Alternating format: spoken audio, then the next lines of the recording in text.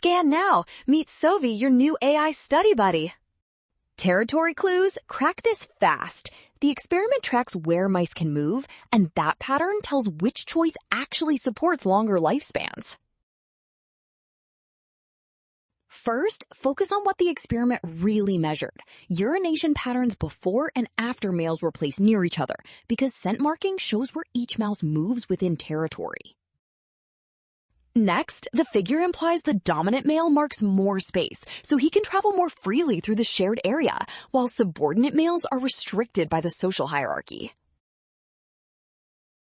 That matters because greater movement usually means better access to food, mates, and space, so the evidence supports option C, not a urine protein superpower claim.